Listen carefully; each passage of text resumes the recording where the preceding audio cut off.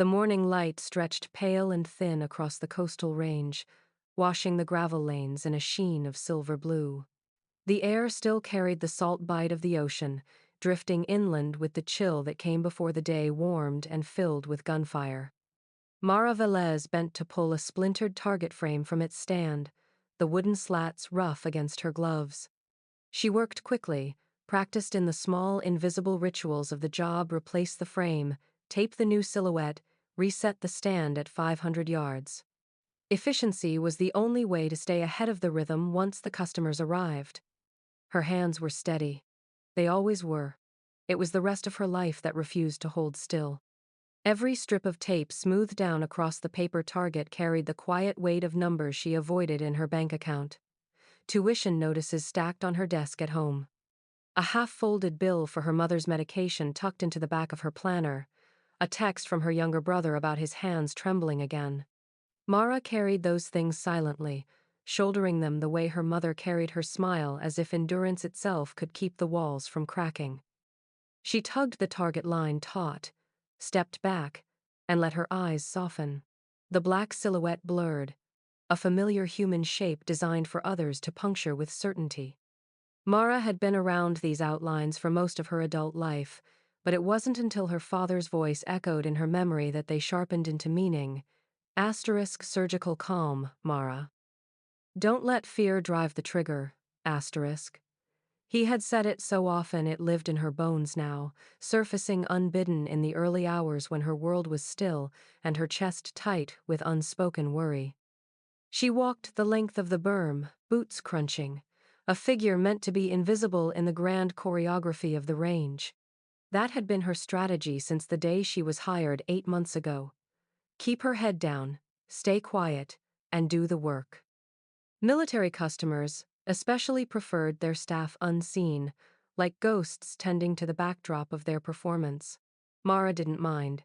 Invisibility paid a little more than the coffee shop she'd left behind. The flexible shifts let her fit her nursing classes into the margins of her days. By the time she returned to the control shed, the sound of engines carried across the gravel road, 2 black SUVs rolling in with the kind of precision that belonged to people trained to make their presence both undeniable and unremarkable. Mara recognized the type instantly. Special operations, quiet professionals, men who carried their silence like armor. She leaned casually against the clipboard stand, feigning disinterest as they stepped out, gear bags slung effortlessly, rifles handled with reverence.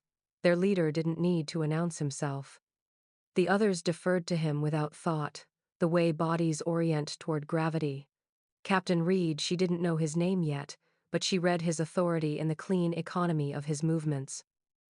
One man lagged behind.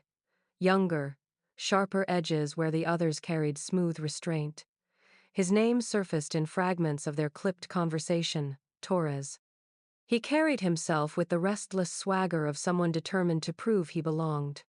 Mara watched from her ghost place, silent, cataloging his movements the way she always did: posture, grip, the angle of his shoulders. His first shots rang out moments later, scattering wild across the target like stones flung by a frustrated child. The ribbing from his teammates was casual, not cruel, but Mara saw the frustration building. The same mistakes repeated, each miss tightening the coil inside him. She knew the pattern. She had watched it countless times before from this very spot. The breath held too long. The jerk of the trigger, as if force could compel accuracy. The body too rigid to let the rifle settle naturally.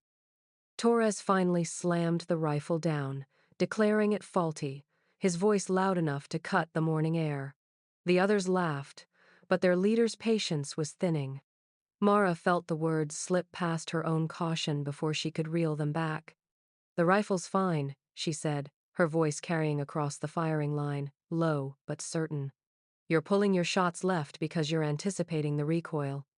Silence followed, sudden and complete. 8 heads turned toward her, the young woman with tape on her gloves and gravel on her boots, who wasn't supposed to be anything more than background. Her pulse thudded in her throat, but her hands stayed steady, just as her father had taught her. In that suspended moment, Mara Velez was no longer invisible. She was someone who had dared to speak truth into a room that wasn't meant to hear her. The invitation hadn't been formal. Reed never made it sound like a command, only a curiosity. "Stick around tomorrow," he had said, his tone casual, but his eyes locked on her with the weight of someone who measured more than he admitted. "Observe. If you see something worth mentioning, say it." So Mara found herself standing at the edge of a half-abandoned training facility, watching men who carried themselves like coiled wire moving through mock-up city blocks. The buildings were plywood facades, the windows blacked out, the alleys littered with staged debris.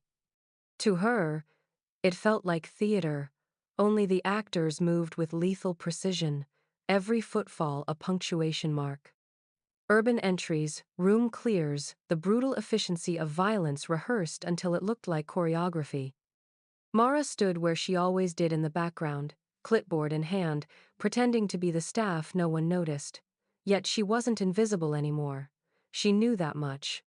Hours stretched long in the heat. She watched Reed move his team through scenarios that demanded patience, restraint, and the split-second courage to breach doors without hesitation. Her eyes tracked more than their tactics. She noticed how one of the snipers kept pulling his shots right, barely grazing silhouettes meant to be clean kills. At first, she stayed silent, fingers twitching against her side. This wasn't her place, but when the man shook his head in frustration, muttering about faulty optics, the words came anyway. "Your elbows tucked too far under. You're muscling the rifle instead of letting it settle. Shift here." She mimed the angle with her own arm, subtle, like a dance step. The sniper frowned, adjusted reluctantly, and fired again. The shot landed clean, dead center. There was no laughter this time, no ribbing. Just a look between the men, the kind of silent acknowledgement soldiers exchanged when they recognized competence. Respect didn't arrive in applause. It settled in the quiet way their eyes shifted toward her, measuring again. That respect didn't comfort her. It unsettled her. Mara was competent in a world that demanded pedigree, badges, and deployments stamped across resumes. She was a nursing student with a part-time job, not someone who belonged in classified compounds. The dissonance gnawed at her each night as she moved between textbooks and airport terminals, slipping into places she shouldn't have access to, listening more than speaking. Before every session, she traced the faint outline of a bird in flight on her index finger with a black marker, a ritual that began years ago when she'd first outshot her father. He had drawn the same bird on her hand then, laughing softly at her victory. Now it was armor, a reminder that even ghosts carried roots. Reed noticed. He always noticed. One evening, after the range cleared and the night pulled down heavy over the coastline, he leaned against the hood of a truck and asked, "What's your name, really?" When she frowned, he clarified, "Not the one on your license, your call sign, what would it be?" Mara shook her head. "I don't have one, that's for you. Soldiers. Operators. Not. Not civilians?" Reed's voice was mild, but his gaze pinned her. Call signs aren't about vanity, they're about belonging. About being more than the file they keep on you. She wanted to laugh at the absurdity of it, but his words lodged deep. Belonging. The thing she'd been both craving and fleeing since the first time she spoke up on the firing line. Weeks blurred. Nursing labs by day, classified ranges by night. She floated between two identities and found herself drowning in both. Each time, Reed or one of the others would circle back, gentle but insistent. "What's your name?" The question became a shadow she couldn't outrun. The answer came on a night when everything unraveled. The team was running a simulated hostage extraction in the mock city block, moving with precision until the sound of chanting rose in the distance. A protest march, unplanned, swept dangerously close to the perimeter. Suddenly, the line between drill and reality collapsed. Through the blur of movement, Mara saw it, the current of bodies surging left, the fragile gap that would close too soon. If the team advanced, they'd collide with civilians. If they hesitated, they'd be compromised. She stepped forward, heart hammering, and called to Reed. Shift the breach 2 alleys over, wait for the surge to pass. You'll clear clean. For a moment, everything froze. Then Reed adjusted with a sharp gesture, and the team pivoted. The civilians swept past, none the wiser, and the exercise ended without injury. Later, when the others dispersed, Reed found her again. His voice was softer this time, stripped of test or pretense. If the team asked for your call sign tonight, he said, what would you whisper? The answer rose unbidden, pulled from a place older than fear, older than duty. A promise she had made once, staring at the black sky of her childhood, never to vanish when someone needed saving. Dark angel, she whispered. The words felt strange in her mouth, heavy and delicate all at once. Reed studied her for a long moment, then reached into his kit. He pulled out a black patch stitched with a wing, pinned it to his vest, and met her eyes with something unreadable. So be it, he said. With a name came consequence. The moment Mara whispered it into existence, everything shifted. The men who once studied her with curiosity now began to fold her into their world, as if Dark Angel had been the missing syllable that allowed her to cross some invisible threshold. She found herself seated in rooms she had no business being in, dim spaces where after-action reviews were dissected with surgical precision. Maps were unrolled, mistakes spoken aloud without ego, and she listened as men stripped their work bare to learn from failure. Reed sometimes drew her into the conversation with a glance, inviting her to say what she had noticed. To her surprise, they listened. What struck her most wasn't the weapons or the jargon, but the way stress warped even the most disciplined shooters. She learned to talk about it not in the clipped technical codes of the military but in plain language. How breath could betray you, how anticipation bent the barrel before the shot ever left, how pride strangled learning if left unchecked. Her words became bridges between instinct and doctrine, translating elite experience into something human and usable. Mara began sketching outlines in her notebook, lesson plans disguised as scribbles between nursing lectures. They weren't about tactics so much as the small corrections that unlocked confidence, how to hold without gripping, how to read the twitch in your own body, how to let go of the need to impress. When Reed asked her to share them, she did reluctantly, expecting dismissal. Instead, the men tested her methods during drills and found the results undeniable. Skepticism softened into reliance.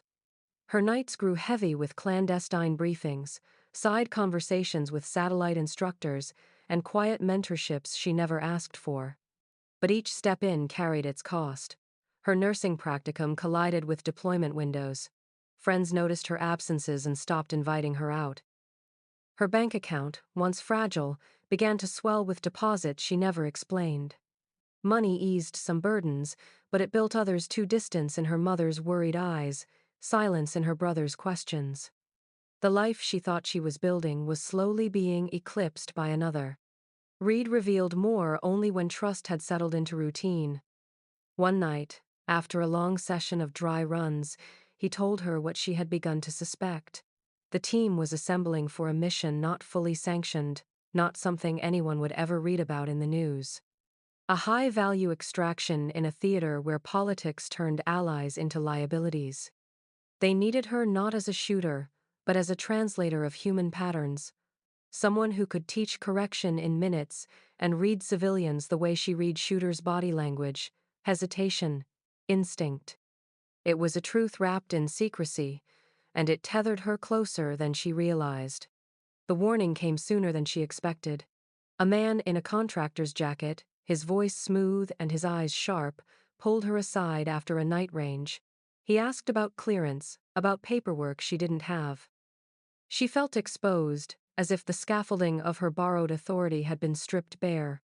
Reed intervened quietly, turning the man away with a look, but afterward his offer shifted. No more informal favors. A contractor position, travel, training pay that would wipe out every loan notice sitting on her desk. She wanted to resist, to cling to the clean line of her nursing degree. But the letter arrived that week. Her father's medical bills had spiked. A surgery loomed, the kind not covered by what remained of his benefits. The decision crystallized in an instant. The contractor's offer wasn't just tempting, it was survival. The initiation happened in a low-lit locker room that smelled of oil and concrete. One of the men painted the emblem by hand, a wing of black ink, and pressed it into her palm before patching it to her jacket. Dark Angel, they called her, and the name felt both ridiculous and sanctifying. She wore it anyway. Then the air shifted. A younger recruit from Reed's old unit caught sight of the patch and went rigid. He stepped close, his voice edged with something like fear. "You shouldn't wear that," he said. Dark Angel isn't just a call sign. It's a rumor, a ghost name.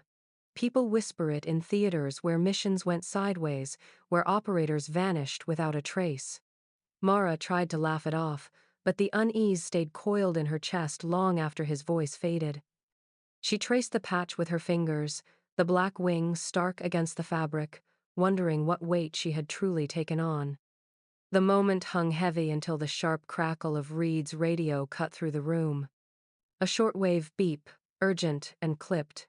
His face hardened as he listened, then he turned toward the team with a look that emptied the space of laughter.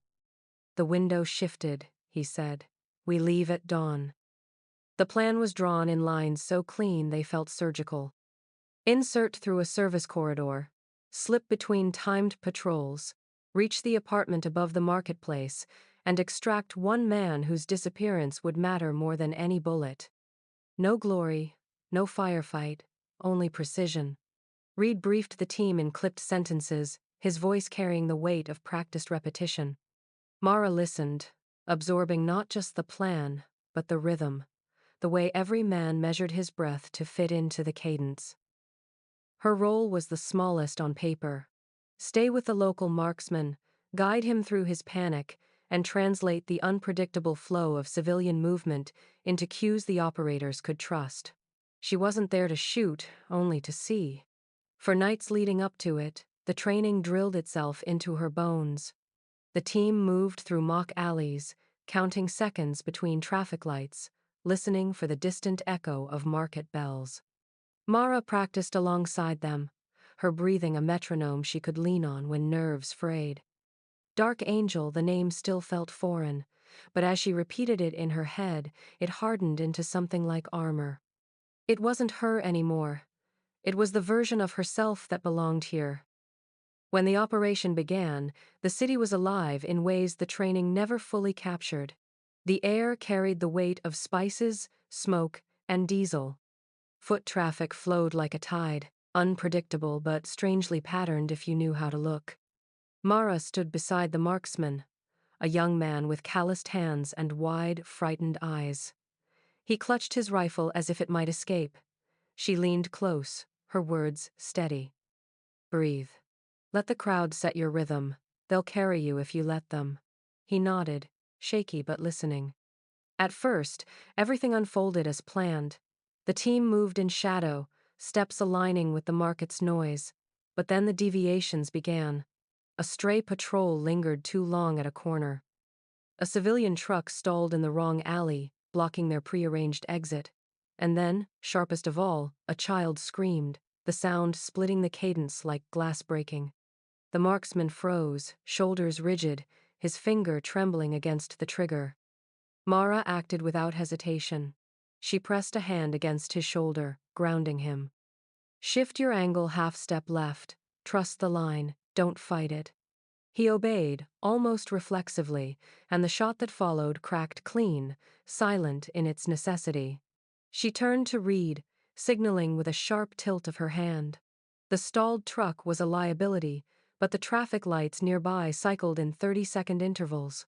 She calculated, breath matching the timing, and guided the team through just as the red bled into green. Civilians flowed around them like water, never realizing the extraction was happening in their midst. The target was secured, lifted, and moved with calm efficiency. Reed's voice carried over the comms, smooth despite the tension. "Package in hand, exfil in 2. Relief rippled through the team, but Mara felt something else, a clarity that struck harder than adrenaline. At the edge of the safe corridor, the team signaled for her to fall in. Instead, Mara slowed, watching the blur of bodies press past. She could feel the patch on her chest, the inked bird still faint on her finger, and in that moment the choice crystallized. To stay with them was to be owned by contractors, by rumors, by the machinery of a world that would reduce her to a name they whispered. To step away was to vanish, to remain her father's daughter, someone who knew the price of visibility. She pulled her hood over her hair and slipped into the current of the crowd. One breath, two, and she was gone. The radio cracked behind her, Reed's voice sharp with betrayal and confusion. Dark Angel, report. Where are you? Static swallowed her silence. She didn't answer. It wasn't flight. It was calculation. She protected more than herself in leaving. She protected the civilians who had trusted her family who still needed her, and the small compass of principles her father had hammered into her bones. By the time the team reached the safe house, she was already a shadow on the far side of the city, ferry ticket in hand. The foghorn bellowed across the harbor as she stood on the deck, the wind pulling her hood tighter. She looked down at the smudge of ink on her finger, the bird half faded but still flying. Back at the rendezvous point, Reed lingered where she had disappeared. The team muttered questions, frustrations simmering, but he only stared into the empty space and whispered her name into the night as if it were both benediction and curse. Within days, the rumors began, whispers in ports and barracks. Dark Angel seen moving civilians out of hot zones, teaching them how to vanish, leaving trails only in memory. A ghost name, growing heavier with each retelling.